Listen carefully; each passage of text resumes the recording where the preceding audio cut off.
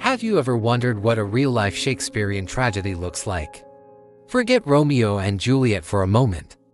Instead, picture a man who clawed his way from obscurity to become the master of Europe, only to lose it all and die alone on a windswept rock in the middle of the Atlantic.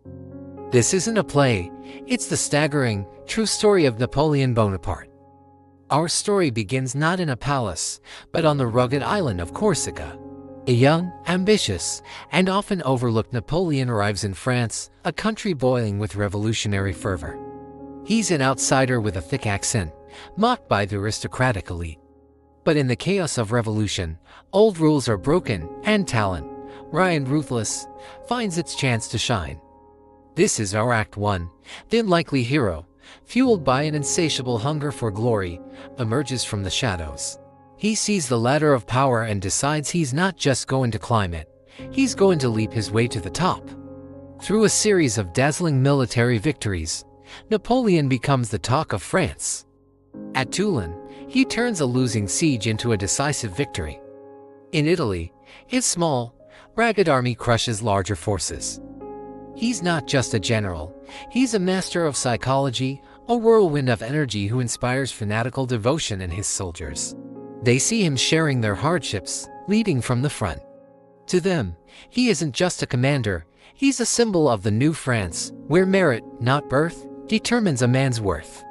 He seizes this momentum, and in a bold political move, a coup d'etat, he makes himself the first consul of France. The outsider is now the most powerful man in the nation.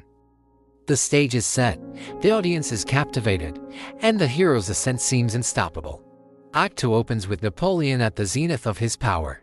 He crowns himself emperor. Not by the Pope, but by his own hand, taking the crown and placing it on his own head in a stunning display of self-made authority. He then crowns his wife, Josephine, his queen. This is the peak of his hubris, a man declaring himself equal to kings by the sheer force of his will. He reforms France, creating the Napoleonic Code, which influences laws across the world to this day. He builds monuments, stabilizes the economy, and forges an empire that stretches across Europe. The battles of Austerlitz, these are not just victories, they are masterpieces of military genius that leave the old monarchies of Europe trembling. He is the Sun King of a new age, and it seems his light will never dim. But every great tragedy has a fatal flaw, a hamartia. For Napoleon, it was his unquenchable ambition, a pride that bordered on a belief in his own invincibility. His obsession with securing a dynasty leads him to divorce the love of his life, Josephine, because she cannot give him an heir. It is a cold, calculated decision that hints at the humanity being eclipsed by the emperor. He marries an Austrian princess, securing a son, but loses a piece of his soul. This is the turning point, the moment the hero begins to believe his own legend a little too much, setting the stage for his catastrophic downfall. The seeds of tragedy are sown not by his enemies, but by the hero himself. Act 3, the downfall. The tragic flaw now blooms into disaster. Convinced of his invincibility, Napoleon makes a fatal error, the invasion of Russia in 1812. He leads the largest European army ever assembled into the vast, frozen plains. But the Russians refuse to fight a decisive battle. Instead, they retreat, earning their own land, their own city of Moscow, leaving nothing for the invaders. Napoleon has conquered an empty city, but his army is starving. Then, General Winter arrives. The retreat from Russia is one of the most horrific episodes in military history. Starvation, frostbite, and relentless ambushes decimate his grand army. He returns to France a shadow of his former self. Having lost over 500,000 men, the myth of his invincibility is shattered. The vultures, the old European powers he had humiliated, begin to circle. A coalition of nations rises against him. Despite moments of his old tactical brilliance, the sheer weight of numbers is too much. His marshals are weary, France is bled dry, and the magic is gone. He is defeated at the Battle of Leipzig, the battle of the nations, and forced to abdicate. The Emperor of Europe is exiled to the tiny island of Elba. It seems our tragedy has ended. The great hero is caged. But Napoleon is not a man to accept his fate quietly. The final act is a breathtaking, Desperate gamble. In a stunning twist, Napoleon escapes from Elba, lands in France, and begins a march toward Paris.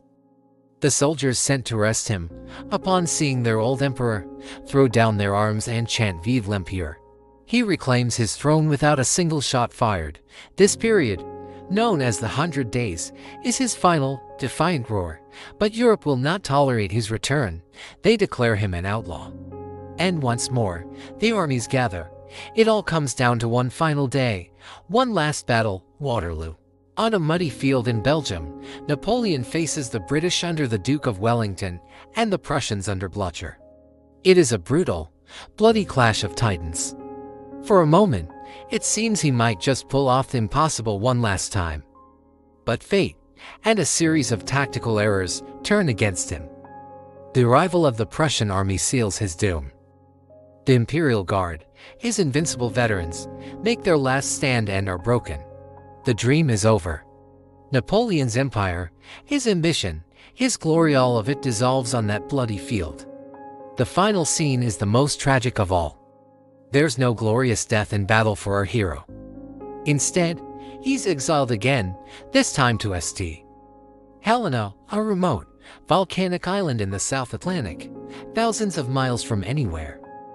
The man who reshaped the continent is now a prisoner on a rock, guarded by British ships. His days are spent dictating his memoirs, endlessly reliving his triumphs and lamenting his mistakes, building a legend that would outlive him. He dies there, lonely and defeated, perhaps from stomach cancer, his last word reportedly being France. Army ahead of the army. Josephine. The curtain falls not with a bang, but with the quiet, solitary end of a man who flew too close to the sun and fell back to earth. A true Shakespearean tragedy, played out on the world stage. Thank you so much for watching. If you found this story as fascinating as I do, please hit that like button. Subscribe for more epic histories. And let me know in the comments which historical figure you'd like to see get this treatment next. Until then, stay curious.